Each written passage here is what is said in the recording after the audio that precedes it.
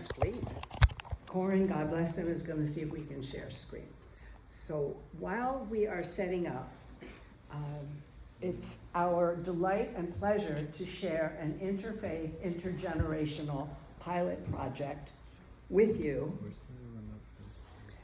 sponsored by both the Clio Institute, for whom I work part-time, and the University of Florida Gulf Scholars Project. And what we have created is a pilot project taking students who have a strong faith or spiritual background and who care about the environment and climate, and training them. I'm sorry, you're giving me Tamara something to do. Go in front of the camera for the Zoom. We're about to share a video for the Zoom. Yeah, okay, thank you. Thank you, appreciate the input, Paul. So we're working on communicating how to open the door to a conversation about a very tough and very scary topic, which is climate change. And it's very politically charged, and especially in Florida, there's a lot of conversation around that issue. We're not tackling the conversation from that point of view. We're tackling the conversation from the point of view of our various faiths and spiritual backgrounds. And most of us here share the understanding of Tikkun Olam, repair the world. And some of you know about Pekuah Nefesh, that it's very important that you save a life. And we really believe that the work we're doing by starting these conversations inside faith communities may save lives, especially even here in Alachua County, where we don't have terrible flooding, houses falling into the ocean, saltwater intrusion, crop failure. We are not suffering the way many, many other parts of this country and the world, or South Florida. How many people here from Miami like I am? Okay, yeah, a bunch. So we just wanted you to know that our foundation is faith-based, values-based, and from the heart. And so I would like to give you a bio for your three speakers.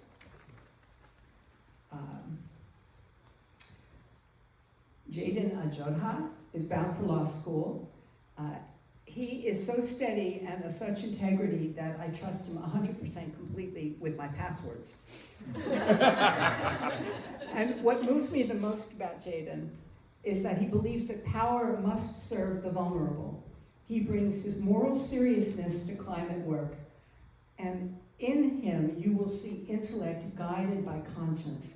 And with Jaden, I feel, and all the interns truly, that the future is safer with him in it.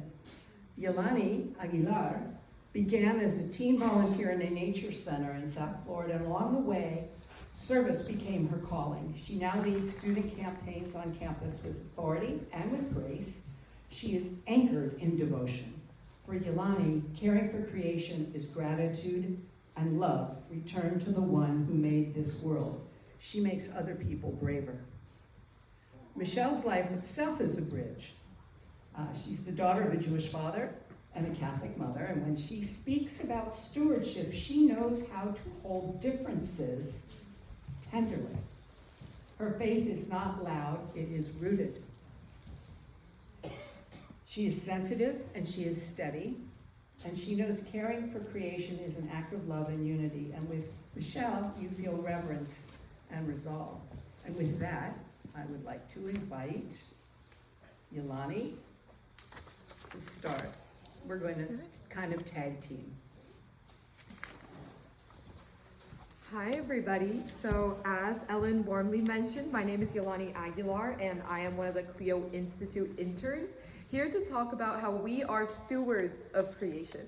This is a faith perspective we'll be bringing you on a warming world, starting with just a little bit about how each of us got here. So I am a devoted Catholic, and as Ellen mentioned, where... Oh, forgive me, no, the good. Zoom folks cannot hear the mic after all. No. I want to switch things around. So Okay, hang on a sec then. Okay. I think you could go up. Go up there? Okay, sounds good. Should I leave this mic here and then use the other one? Sure. Okay. All right. Is this one better?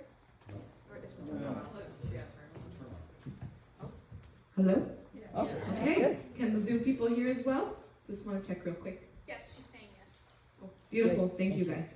Alrighty, so taking it from the top, my name is Yolani Aguilar, as Ellen warmly mentioned, and we are here to talk about how we are stewards of creation, being that as people who believe in a God that created us, we also believe that He gave us a world to take care of.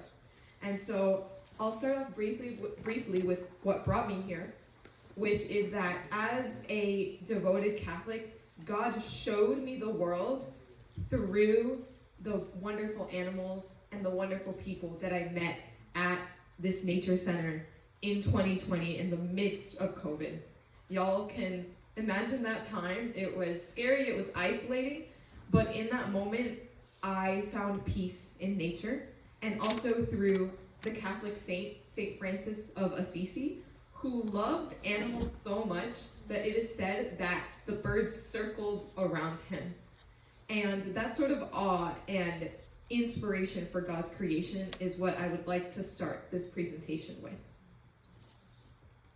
Michelle?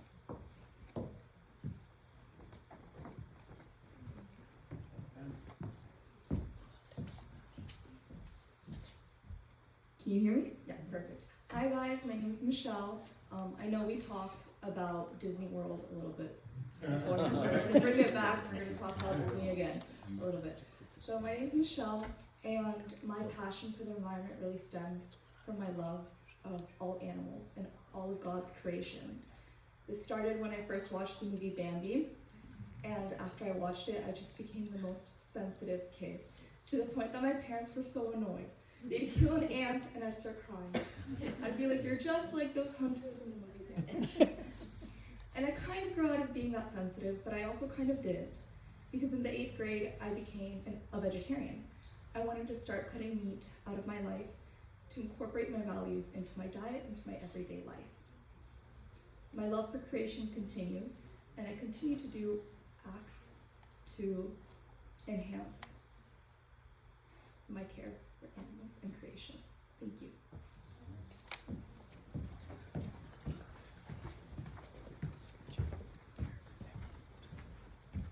Hi everyone. As Ellen mentioned a second ago, my name is Jaden, and I wanted to share a little bit of the story that kind of brought me here and brought me into this position today. And one of the first things I learned after I met Ellen is what she mentioned a second ago, the idea of tikkun olam, repair the world. And when I started working with Ellen, I thought about what that saying meant to me and how that was reflected in my life, reflected in the things that I care about and the things that I do.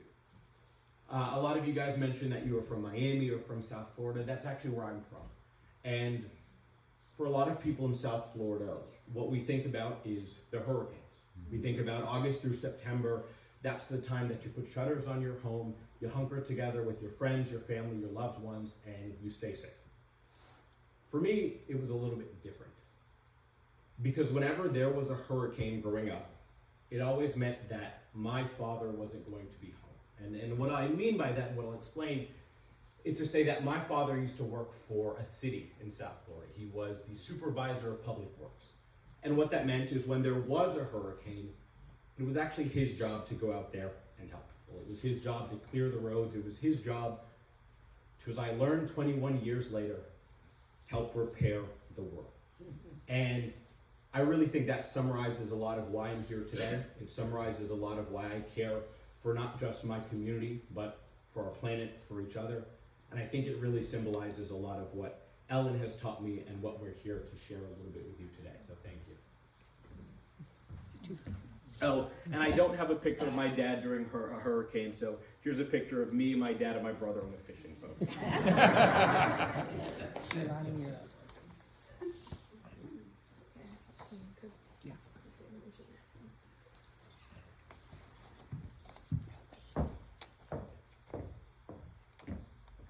So that was a perfect segue into the meat and potatoes of all of this, and that is that it is getting hot in here, and I'm not talking about this room, I'm not talking about how nice and cool and crisp it is outside, But I want you all to watch this animation.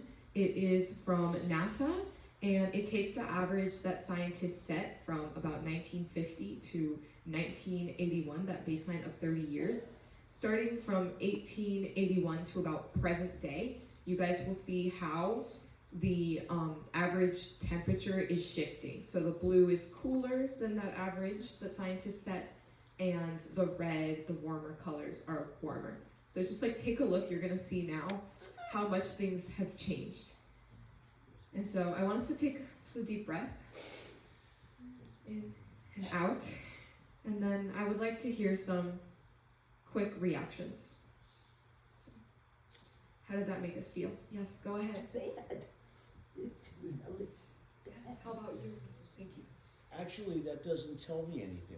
What, how much did it increase in temperature?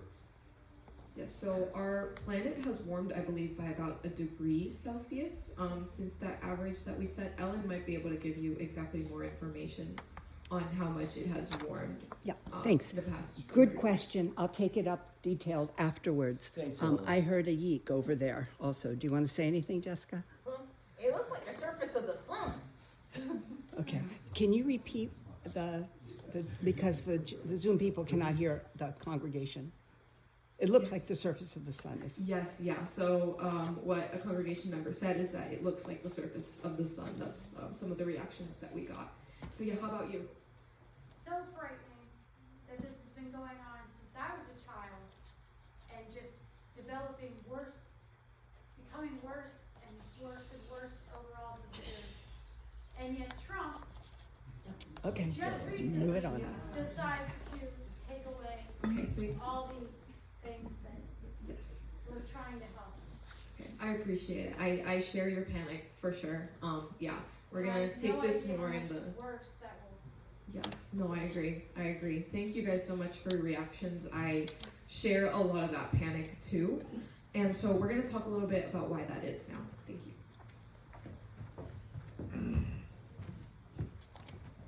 One of the things that I want us to think about when we're reflecting on the animation that we just saw, a visual like this, is that to me this is a people issue. It's an issue of our loved ones, right? The idea that for especially people in our community, the elderly, when it's hot outside, it's not just uncomfortable, it's something that's dangerous, right? So I come from this issue from the perspective of not seeing it any other type of way other than wanting to care for my neighbors, because that is what's important to me. And I wanted to quickly touch on something that Yolani said and walk you guys through, we'll say, a 5th grade science class of the way this works.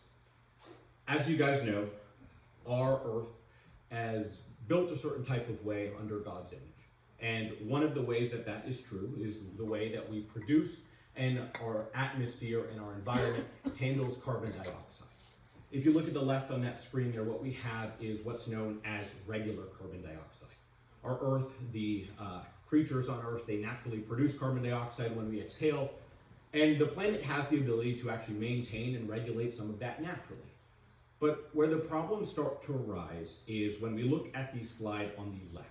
It's this idea of when we are forcefully adding more of carbon dioxide into our atmosphere, whether it be through the cars that we drive, the things that we build, the things that we create. When we do stuff like that, the earth is not equipped in a way to handle it the way that it otherwise is. That's what we call rampant carbon dioxide. And if you think of it from this regular and rampant standpoint, what we're really trying to do is make sure that we are not putting more into the earth and putting more into the atmosphere that we can't already handle. And in a way that would be worse for ourselves, worse for our future generations, and worse for all of the people that come after us. Don't start. Go ahead and end it.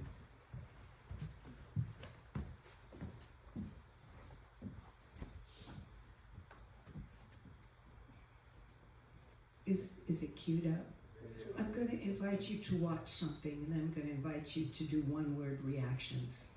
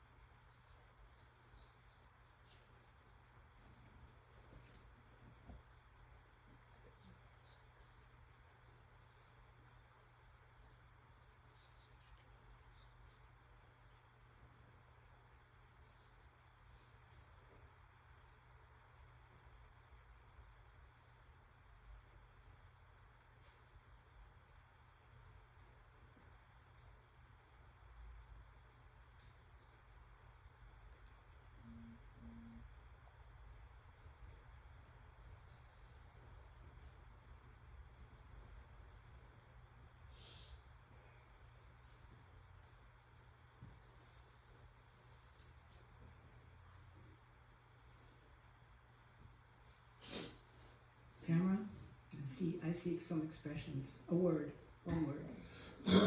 Death. Death. Anyone else? Yes, sir. Ice cream. Ice cream.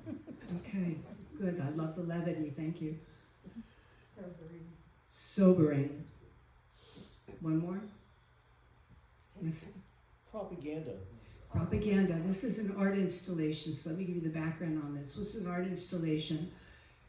Would you guess that this melting statue was done in the summer? You would be wrong. This melting statue was placed in front of Orlando's City Hall in September of 2017, and the wax those figures were made of is designed to melt when the temperature exceeds 90 degrees.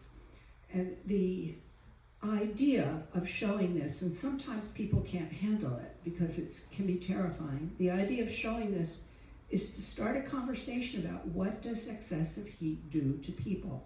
And that is the theme of our pilot project. Excessive heat hurts young people, babies, people with COPD or lung problems, anyone with a pre-existing heart condition, people my age. We're absolutely more sensitive to the heat. We have to be much more aware.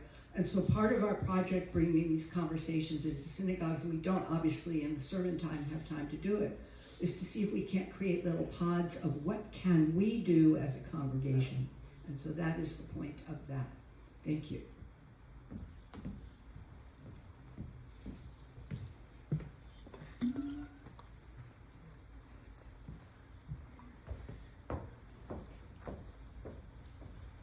Alrighty, and so speaking of what we can do, because I know after all the science and looking at that video, things can feel overwhelming. But there is something that you can do right now, and so that is just taking out your phone, scanning this QR code, and signing up for our newsletter, where you can receive very timely climate updates and just be involved in this conversation to see where you can fit in. We have 2 volunteers passing.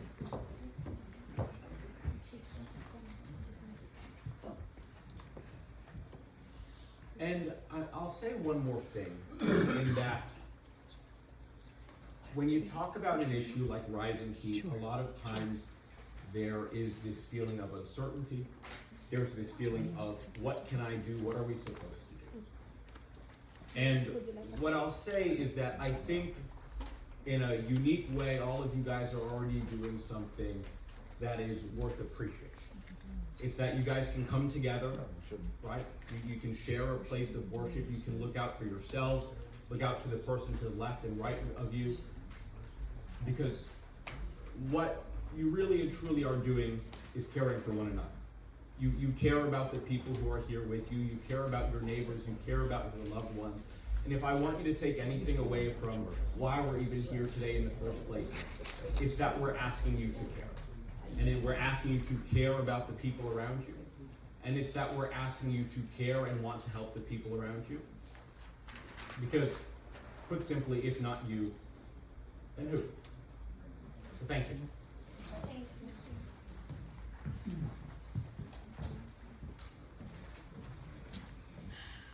So the survey is part of our pilot project, and it is helpful to us to have some feedback, whether this works at all in a very short format.